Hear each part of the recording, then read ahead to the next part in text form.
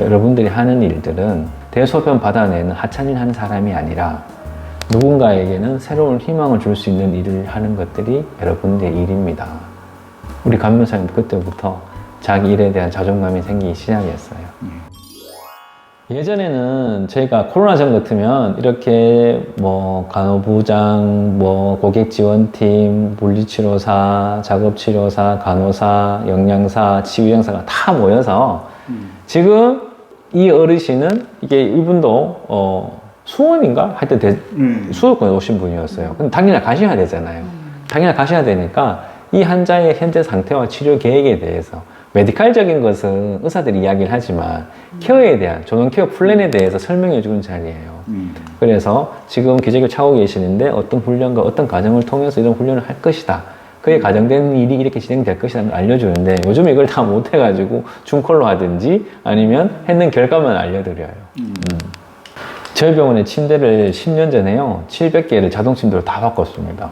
왜 바꿨을까요? 제 책에 보면 첫 번째가 고객이 이익이고 두 번째가 직원이 이익이고 세 번째가 병원의 이익이에요. 이게 거기에 해당되는 건데요. 우리는 7대 700개를 자동침대로 바꾸는데 돈이 3억 들어갔어요. 그럼 3억 손실이 난 거잖아요. 대신에 간변사님이 식사 때마다 링크를 돌리는 것들을 자동침대 누르니까 노동 강도가 떨어졌죠. 업무 만족도가 높아져요. 그러니까 간변사님 퇴사율이 떨어져요. 업무 만족도가 높아지니까 서비스 질이 향상되니까 저희 병원에 대기가 걸리는 거예요. 빈 병실이 없어가지고. 공실이 없으니까 로스가 발생하지 않죠. 이게 선순환에서 돌아오는 거예요. 이런 것들이 결국은 환자들한테 우리가 이제 돈은 썼지만 결국 순환돼서 돌아오는 선순환에 대해 예를 보여드렸던 거였죠. 사례를 보여드릴게요. 3개월 만에 입원했던 급성 뇌경색 환자였어요. 발로 차였어요, 간호사가. 힘도 좋아. 네. 아이고. 이 옆에 할아버지 주무실 수 있을까요? 못 주무시죠. 급성 뇌경색으로 서울의 모 대학병원, 모 요양병원 거쳐서 저희 병원에 오셨는데 여기 까만 거 보이세요? 여기? 네. 팔다리가 멍들어서 묶여서 왔어요. 그러니까 이렇게 난폭한 거예요. 우리도 지금 가슴을 묶어놨잖아요. 이것도 억제돼요. 근데 예전 같으면 저희도 지금 다리를 묶어야 될 상황인 거고 신경안정제라고 수면제라 그러죠. 그거를 3일 써서 안 되면 일주일 씁니다. 일주일 써서 안 되면 2주일간 써요. 근데 이 환자는 2주일간 약물 써버리면 침상에서 못 내려와요. 2주만 있으면 근육이 다 빠지잖아요. 기부세 보셨죠? 기부세 보면 근육이 금방 빠져요. 10일만 있으면 빠져요. 와상이 되는 거예요. 그러면 추운 겨울날 폐렴, 폐증으로 돌아가십니다. 물론 다 그렇진 않습니다만 이런 과정을 밟을 수밖에 없는데 우리 노 원장님께서 해진 놀다가 저 환자를 보면서 우리가 다리까지 어떻게 묶겠냐. 우리 저거 다른 방법을 한번 써봅시다 했어요. 그럼 우리 간호과정입니다. 환자 휠체어에 태워와가지고 태워와가지고 식탁에 앉혀놨어요.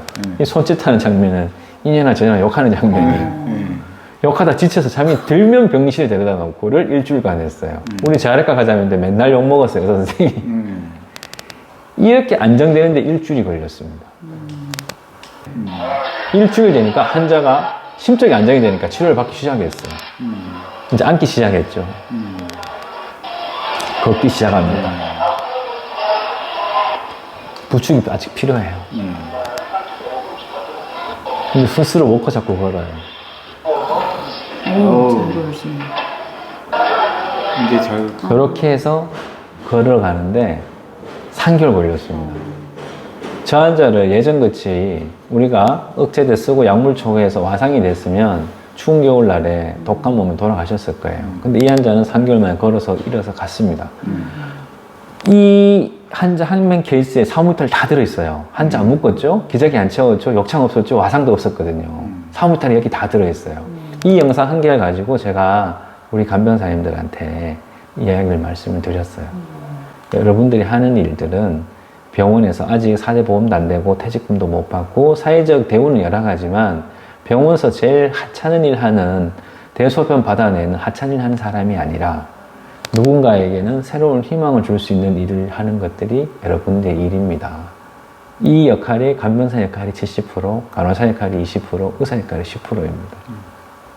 우리 간변사님 그때부터 자기 일에 대한 자존감이 생기기 시작했어요. 그러면서 이 영상 하나도 서울도 아니고 일본도 아니고 간병보험도 안 되는 한국에서 서울도 아닌 이거 인근 5만밖에 안 되는 예천에서 이 총구석에서 이게 가능될까 했는데 우리도 할 수 있다는 자신감을 들게 했어요. 두 번째 영상은요, 이 할머니가 할아버지가 우리 병원에 먼저 입원해 계셨고 이 할머니가 계속 문병을 오시는 병원을 오시는 분이었어요. 그러다가 할머니가 갑자기 뇌출혈이 오셨어요. 인근에 종합병원을 가시니까 이 할머니가 너무 무리를 해서 뇌출혈이 오시고 나니까 이 종합병원에서는 내사 판정을 받습니다. 그걸 인정하시라고 우리 병원에 다시 돌아오시는 거예요. 근데 할아버지가 요 앞에 로비에서 기다리셨어요. 할머니 먼저 소식을 듣고. 거기서 기다리셨는데 할머니를 기다리는데 할머니가 앰뷸런스에서 내려오는데 머리를 다 깎았어요. 의식이 없어. 불러도 흔들어도 대답이 없어. 무의식 환자니까. 할아버지가 그냥 우시면서 들어가셨어요. 우리 할머니는 끝났네. 나는 이제 할매하고 인사도 못 나누겠다라고 그냥 우시면서 병실 들어가셨거든요. 이런 환자는 원래 재활치료 하지 않습니다. 왜냐면 재활치료 해도 다 삭감되니까 돈을 안 주니까. 근데 이때 당시에 저런 케어 한다고 인원을 많이 뽑았어요. 인원이 남았어요. 돈이 뭐하냐, 치료를 해주지. 그래서 재활치료를 해드렸어요. 아 근데 이 할머니가 2주만 의식이 깨셨어요. 한 달 만에 빗빗기가 되셨고 어머나. 2달 만에 식사하셨어요. 아유. 콩고르기도 되셨어요. 대단하시다. 그리고 그 다음에 할아버지하고 제의를 하셨어요. 이때 할아버지가 뭐라고 말씀하셨냐면 60년 동안 살아온 내 할머니하고 원 한마디 못 나누고 헤어질 뻔했는데 내 마지막을 정리할 수 있는 시간을 줘서 고맙습니다 했어요. 우리 직원들 여기서 다 울었습니다. 첫 번째 영상은 우리도 할 수 있다는 자신감이었고 이 두 번째 영상은 우리는 힘들고 어려운 일을 왜 계속 해야 되는가에 대한 철학과 당위성을 주는 영상이었어요. 이 할머니는 강제 퇴원되어 온 치매 할머니입니다.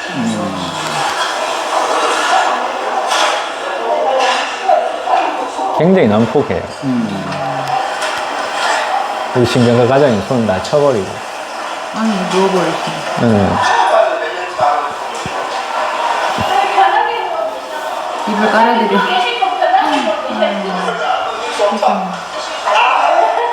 꼬집는 사람입니다.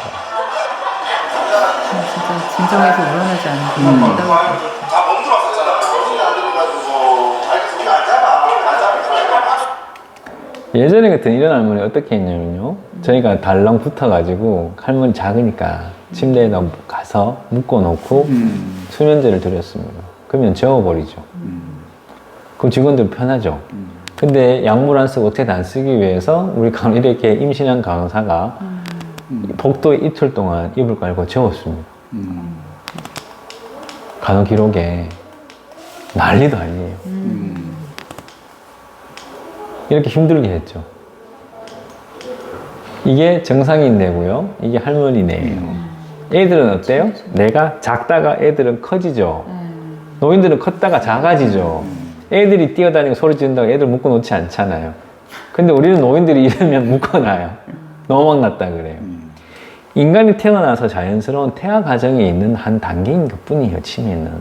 근데 우리는 그것을 질환이라고 질명을 하고 노망이라고 그러고 치매라고 이야기를 합니다. 사회적 인식이 바뀌어야 될 때입니다. 좋아지셨습니다. 노래방도 하시고 식사도 잘 하시고 병실도 너무 잘 지내세요. 그런데 일주일 만에 퇴원했습니다. 왜 퇴원했을까요? 치매가 낫는 병인가요? 돈 때문에. 부담이 되세요. 우리 병은 비싸다고 퇴원했어요. 이 정도 서비스 하려 조명케어 하려 그러면요 최소한 6대1 정도 되거든요. 6대1, 7대1 이렇게 이 정도는 돼야 조명케어 할 수 있어요. 그러면 정상 간병비가 5, 60만이었어요. 당시 이게 아마 7년 전 영상, 8년 전 영상이거든요. 이 정도에 돼야 되는데 이때 당시에 저희가 간병비 30만 원 받았습니다. 50만 원을 받아야 원가인데 우리도 20만 원 적자 보고 있는데 어딜 가셨냐? 간병비 안 받는 데로 갔어요. 그럼 이제 한 15대 1 뭐 이렇게. 간병사가 없어요. 없어요. 없어요. 간병비를 안 받으니까 간병사가 없는 거죠.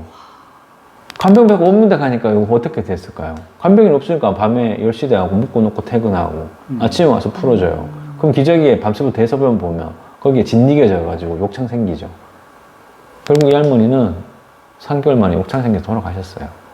제가 복지부에 정책적으로 이런 협의할 때 항상 이 영상 가지고 이야기를 합니다.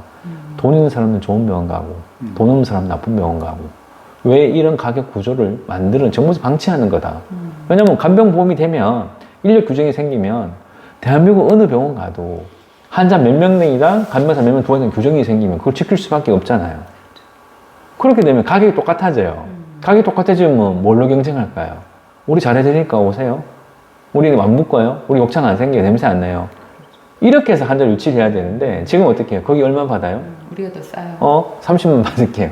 그럼 30만 받아서 50만 받아서 한자를 뺏겨요. 그럼 이쪽에서 뭐라 그래요? 우리도 30만 원 할게. 우리 20만 원 해줄게. 20만 원 절도 신문 또 내려요. 계속 가격 경쟁이 일어나니까. 가격 경쟁이 일어나니까 어떨까요? 서비스 질은 끝없이 추락이 되는 겁니다. 그러니까 비용을 줄여야 되니까. 아까 봤던 우리 90세, 우리는 의사들 연령이 평균 40세 전후예요. 그럼 월급이 2천만 원씩 넘습니다. 그런데 90세 된 의사를 쓰면 월급 450만 원 주면 돼요. 근데 받아오는 돈은 똑같아요. 근데 똑같죠. 그럼 돈 똑같이 내는데 누가 90세 된 의사한테 진료볼 거예요? 젊은 의사한테 진료보지? 한의사 선생님들은 연세 많은 분이 대우받지만 양이들은 아니거든요. 거꾸로예요. 그래서 이런 것들이 실질적으로 돈 없어서 조정케어 포기하는 사례가 발생을 하는 겁니다. 이게 사회적 문제로 나온 거였고.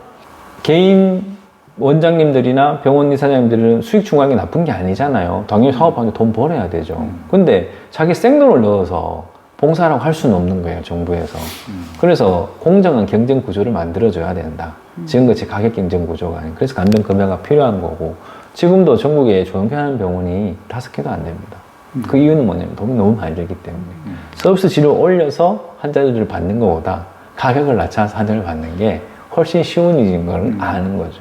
그래서 서비스 질이 떨어진 거고, 그런 질 낮은 병원들이 언론에 계속 지탄을 받아온 거였고, 지금도 계속 나오고 있는 모습입니다.